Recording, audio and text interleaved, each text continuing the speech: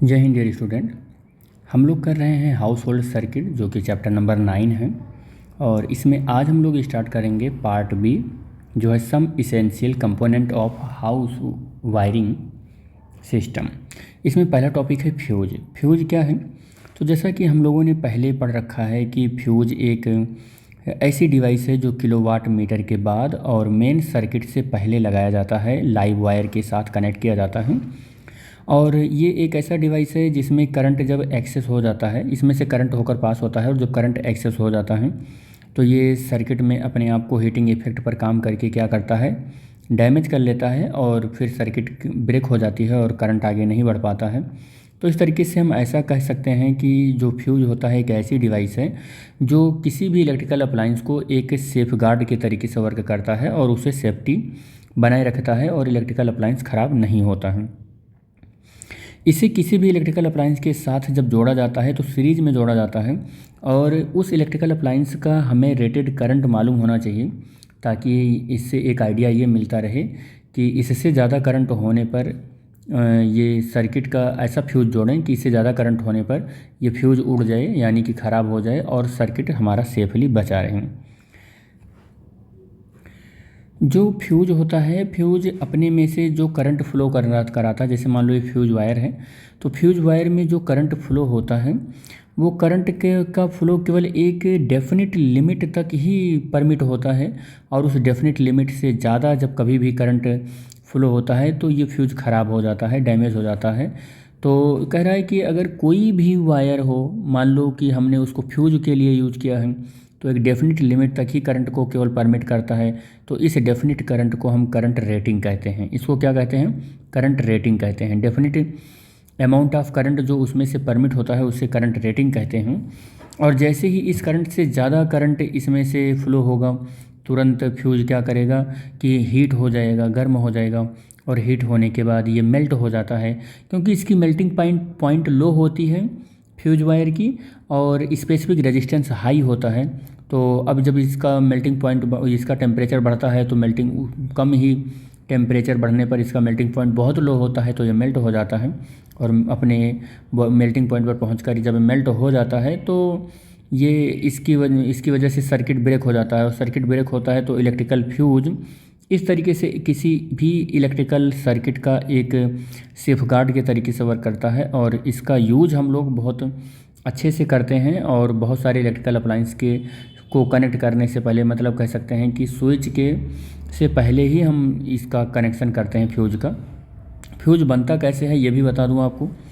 Fuse wire एक alloy से बनता है और वो एलॉय ज़्यादातर अगर हम कहें कि लो मेल्टिंग पॉइंट और हाई स्पेसिफिक रेजिस्टेंस का होता है और जिसका मेल्टिंग पॉइंट लो होता है, स्पेसिफिक रेजिस्टेंस हाई होता है। ठीक है, तो मैं कुछ यहाँ पर आपको बता दूँ कि and the electric fuse is a safety device. Electric fuse जो हमने आपको समझाया वही लिख भी रहा है कि इलेक्ट्रिक फ्यूज एक सेफ्टी डिवाइस है while is use to limit the current in and the current electric circuit.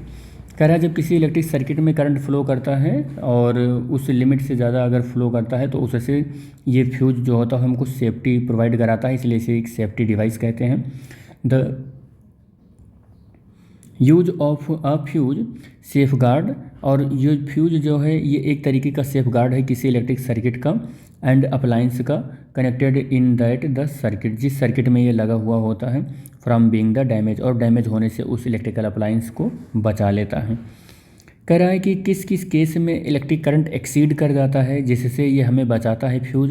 तो यहाँ 2-3 केस हमने लिख रखा है जिसमें फ्यूज अपने आप को मेल्ट करा लेता है लो मेल्टिंग पॉइंट होने की वजह से और सेफ्टी प्रोवाइड करता है। पहला, जब कभी भी हमारे सर्किट पर ओवरलोड होता है उस कंडीशन में फ्यूज जो है वो हमारे सर्किट को ख़राब होने से बचाता है या इलेक्ट्रिकल अप्लायंस को। दूसरा, शॉर्ट सर्किटिंग होने से में भी ये हमको प्रोटेक्शन प्रोवाइड कराता है इलेक्ट्रिकल अप्लायंस का। और वोल्टेज फ्लक्चुएशन में भी ये बहुत अच्छा रोल प्ले करता है। ठीक है, अगर मैं फ्यूज़ की बात करूं तो फ्यूज़ का प्रिंसिपल क्या है? तो प्रिंसिपल इसका क्या है कि फ्यूज़ वर्क करता है heating effect of the current पर।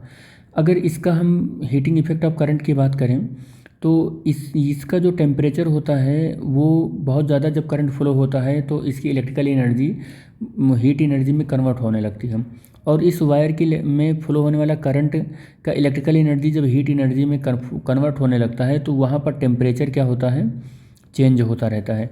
और चेंज इन टेम्परेचर बढ़ता रहता है और इतनी कम ही टेम्परेचर में ये ऐसे मटेरियल से बनता है कि इसकी मेल्टिंग पॉइंट पर वो पहुंच जाता है। और मेल्टिंग पॉइंट पर पहुंचने के बाद ये वायर क्या हो जाता है, मेल्ट हो जाता है। इसीलिए इसको बोलते हैं हीटिंग इफेक्ट ऑफ करंट पर ये वर्क करता है फ्यूज, जिसका ये प्रिंसिपल है। तो किन किन बातों पर डिपेंड करता है फ्यूज वायर का टेम्परेचर, तो ये दो चीज़ों पर डिपेंड करता है फ्यूज वायर का टेम्परेचर, ये दो चीज़ों पर डिपेंड करता है। नंबर एक, ये डिपेंड करता है अमाउंट ऑफ करंट के स्क्वायर के ऊपर, और ये डायरेक्टली डिपेंड करता है, डायरेक्टली प्रोपोर्शनल टू होता है, डायरेक्टली प्रोपोर्शनल डिपेंड करता है। और यही चेंज इन टेम्परेचर दूसरा जो डिपेंड करता है, inversely proportional to the square of the radius of the wire के ऊपर डिपेंड करता है। फ्यूज वायर लेंथ के ऊपर डिपेंड नहीं करता है। फ्यूज वायर का लेंथ चाहे आप इतना छोटा ले लो, चाहे आप इतना बड़ा ले लो, चाहे जितना बड़ा ले लो, फ्यूज वायर का चेंज इन टेम्परेचर लेंथ के ऊपर डिपेंड नहीं करता है, बल्कि वो किसके ऊपर डिपेंड करता है, उसमें फ्लो हो रहे करंट के ऊपर डिपेंड करता है, और उस फ्यूज वायर के रेडियस के ऊपर डिपेंड करता है या थिकनेस के ऊपर डिपेंड करता है। आप यहाँ से एक चीज़ देख पा रहे होंगे कि टेम्परेचर तब लो होगा जब वायर थिक होगा, और जब वायर थिन होगा तो टेम्परेचर क्या होगा, बढ़ जाएगा। इसका मतलब फ्यूज वायर अगर पतला रहेगा, फ्यूज वायर पतला रहेगा तो टेम्परेचर जल्दी राइज हो जाएगा, टेम्परेचर जल्दी राइज हो जाएगा और बहुत तेज़ी से अपने ये मेल्टिंग पॉइंट पर पहुंच जाएगा। और जब बहुत तेज़ी से अपने मेल्टिंग पॉइंट पर पहुंच जाएगा तो ये बहुत जल्दी क्या हो जाएगा, फ्यूज हो जाएगा। और जल्दी फ्यूज हो जाएगा मतलब फ्यूज वायर जो है फ्यूज हो जाएगा, या कह सकते हैं ब्रेक सर्किट को ब्रेक कर लेगा। तो ये सब इसके क्या हैं, एडवांटेज हैं कि वायर पतला होना चाहिए फ्यूज वायर का, और उसमें करंट जो होता है वो आई स्क्वायर के, उसमें जो करंट फ्लो होता है वो उससे अगर टेम्परेचर का रिलेशन देखें तो अगर आई करंट फ्लो हो रहा है, मतलब 1 एम्पियर का करंट फ्लो हो रहा है, तो चेंज इन टेम्परेचर अगर 1 आएगा। लेकिन अगर 2 एम्पियर का करंट फ्लो हो रहा है तो चेंज इन टेम्परेचर 4 आ जाएगा। 3 एम्पियर का करंट फ्लो हो रहा है तो चेंज इन टेम्परेचर कितना हो जाएगा, 9 हो जाएगा। मतलब आई स्क्वायर के डायरेक्टली का मतलब आप समझ गए होंगे कि किस तरीके से टेम्परेचर बढ़ रहा होता है, ठीक है। तो rise in temperature of the fuse wire depend on, दो चीज़ों पर डिपेंड करेगा जो भी हमने आपको समझाया। करंट रेटिंग के ऊपर डिपेंड करता है और रेडियस ऑफ द वायर के ऊपर डिपेंड करता है। और करंट रेटिंग के ऊपर डायरेक्टली प्रोपोर्शनल में डिपेंड करता है, और चेंज इन टेम्परेचर के ऊपर इन्वर्सली और उसका क्यूब करके डिपेंड करता है। और यहाँ पर ये जो डेल टी है ये चेंज इन टेम्परेचर है, आई करंट है, और आर जो है वो रेडियस ऑफ द वायर है। जो चेंज इन टेम्परेचर है it does not depends on the length of wire, मैंने पहले ही बता दिया कि change in temperature fuse wire के लेंथ के ऊपर डिपेंड नहीं करता है। फ्यूज वायर चाहे आप छोटा बना दो चाहे आप बड़ा बना दो, ठीक है। सपोज कर लेते हैं कि अपने पास कोई एक फ्यूज वायर है, ये अपने पास कोई एक फ्यूज वायर है जिसका लेंथ एल है और इसकी रेडियस आर है, और जो क्रॉस सेक्शनल एरिया होता है उस क्रॉस सेक्शनल एरिया को ए इक्वल टू हम पाई आर स्क्वायर मान चुके हैं। तो इस वायर के लिए अगर मैं रेजिस्टेंस का फॉर्मूला लिखूं तो R इज इक्वल टू क्या होता है, रो एल बाई ए होता है। R इज इक्वल टू क्या होता है, रो एल बाई ए होता है। और अगर इस क्रॉस सेक्शनल एरिया को हमने ए मान लिया है तो ए इज इक्वल टू कितना हो जाता है, पाई आर स्क्वायर हो जाता है। तो इसकी जगह पर अगर पाई आर स्क्वायर रखेंगे तो यही फार्मूला हमको मिलेगा, R is equal to rho l upon pi r square, यही मिलेगा हमको, ठीक है। तो इस तरीके से हम यहाँ पर क्या देखने वाले हैं कि heat energy produce in fuse wire in 1 second अगर हम देखें, देखो हमें फार्मूला क्या मिल गया है, R is equal to rho l upon pi r square मिल गया है, पाई आर स्क्वायर मिल गया है, ये हमको फार्मूला मिल गया है। और किसी फ्यूज वायर में करंट फ्लो हो रहा है तो कितनी एनर्जी को वो क्या करेगा, हीट में डिसिपेट कर देगा। तो ये H इक्वल टू क्या फार्मूला है, आई स्क्वायर आर टी है, और H equal to I square को एज इट इज रखो और R की वैल्यू को यहाँ पर उठा के रख लो, तो rho l upon pi r square into small t. और H इक्वल टू फार्मूला देखोगे तो क्या मिल जाएगा, ये मिलेगा आई स्क्वायर रो एल और अपान पाई आर स्क्वायर और इंटू स्मॉल टी। और अगर 1 सेकंड के लिए देखो कि 1 सेकंड में कितनी हीट एनर्जी डिसिपेट हो रही है, तो टी की वैल्यू हमको क्या लेना है, 1 लेना है। तो अब हीट एनर्जी कितनी हो जाएगी, आई स्क्वायर रो एल अपान पाई और आर स्क्वायर, टी की वैल्यू हमने 1 सेकंड रख ली। तो 1 सेकंड में कोई वायर में फ्लो होने वाला करंट जो एनर्जी डिसिपेट करेगा, इलेक्ट्रिकल एनर्जी को other form of heat energy में डिसिपेट करेगा, उसका फार्मूला यही है, I square rho l by pi r square. जहाँ पर आई उस वायर में फ्लो होने वाला करंट है, फ्लो होने वाला करंट है, रो इस मटेरियल की स्पेसिफिक रेजिस्टेंस है, एल इस मटेरियल का लेंथ है, और पाई एक कांस्टेंट है जिसकी वैल्यू 22/7 होता है, और आर का मतलब होता है इस वायर का क्रॉस सेक्शनल एरिया का रेडियस हो जाता है। ठीक है, तो किसी फ्यूज वायर में कितनी हीट एनर्जी डिसिपेट हो रही है उसकी ये वैल्यू है। ठीक है, तो अगर यहाँ पर देखें हम इस फार्मूले को देखें तो कुछ और भी कंक्लूजन निकल रहा है। क्या कंक्लूजन निकल रहा है कि हाइयर द करंट रेटिंग अगर हाइयर हो करना चाह रहे हो आप, करंट रेटिंग अगर आप बढ़ाना चाह रहे हो, आई को बढ़ाना चाह रहे हो, तो आप थिक वायर लगाओ, आपको वह मोटा वायर लगाना पड़ेगा जिसका क्रॉस सेक्शन एरिया ज़्यादा हो या रेडियस उसका ज़्यादा हो। और अगर करंट रेटिंग आप कम करना चाह रहे हो तो वायर को क्या करना पड़ेगा, पतला करना पड़ेगा या एरिया उसका कम करना पड़ेगा, एरिया भी उसका क्या करना पड़ेगा, कम करना पड़ेगा, एरिया भी कम करना पड़ेगा। देखो हमने अभी आपको बताया कि अगर वायर कितना क्या होगा, वायर का रेडियस देखो, वायर का रेडियस अगर कम रहेगा तो डेल्टी टेम्परेचर ज़्यादा हो जाएगा, चेंज इन टेम्परेचर ज़्यादा हो जाएगा। और अगर आप चाहते हो कि ये क्या करें, ज़्यादा राइज हो जाएगा, जैसे कहें कि हम रेडियस इतना कम ले लिए हैं,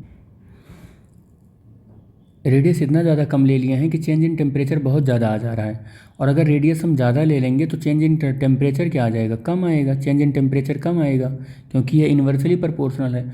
तो अगर मोटा वायर ले लिया तो चेंज इन टेम्परेचर कम आया, तो इसका मतलब क्या हुआ, करंट रेटिंग ही तो बढ़ा, करंट रेटिंग ही तो बढ़ेगा, करंट रेटिंग क्या हो जाएगा, इंक्रीज हो जाएगा। और अगर रेडियस और ज़्यादा मोटा ले लिए तो करंट रेटिंग और ज़्यादा बढ़ गया, और रेडियस हमने कम ले लिया तो करंट रेटिंग कम हो जाएगा, जहाँ पर 10 एम्पियर जा रहा था वहाँ 5 ही एम्पियर जाएगा। और रेडियस कम ले लेंगे तो जहाँ पर 5 जा रहा था वहाँ 2 ही एम्पियर चला जाएगा। तो यही ये कह रहा है कि करंट रेटिंग अगर आपको बढ़ाना है तो वायर मोटा लो, यानी थिकर वायर लो, और करंट रेटिंग कम करना है तो थिन वायर लो, आप पतला वायर लो। कह रहा है कि मेल्टिंग पॉइंट अगर आपको देखना है, मेल्टिंग पॉइंट शुड बी लो।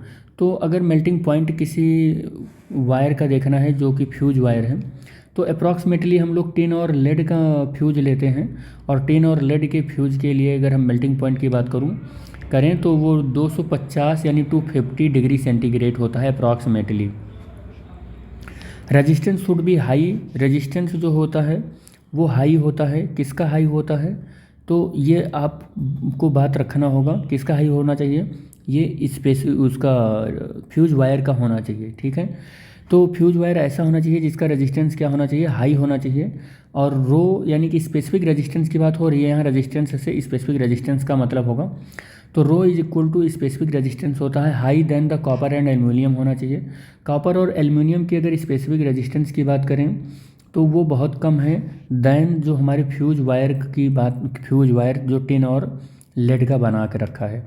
और जो मेल्टिंग पॉइंट है इसका, हमारे जो टिन और लेड का, इसके मेल्टिंग पॉइंट काफ़ी कम है, 250 डिग्री सेंटीग्रेड है, जबकि कॉपर और एल्युमिनियम का अप्रॉक्सीमेटली जो मेल्टिंग पॉइंट है वो कितना है, 1080 डिग्री सेंटीग्रेड है। तो इसका अगर हम फ्यूज बना दें एल्युमिनियम का या कॉपर का, तो ये उतना अच्छे से काम नहीं कर पाएगा जितना कि टिन और लेड का बना हुआ फ्यूज वायर कर पाएगा, क्योंकि इसकी मेल्टिंग पॉइंट काफ़ी हाई है और उसका मेल्टिंग पॉइंट काफ़ी कम है।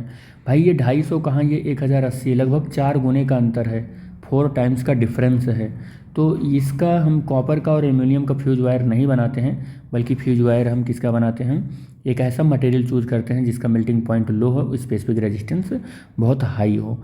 तो अगले लेक्चर में हम लोग बात करेंगे material of the fuse wire या मटेरियल ऑफ अ फ्यूज का। तो तब तक के लिए thanks for watching the video, thank you बेटा।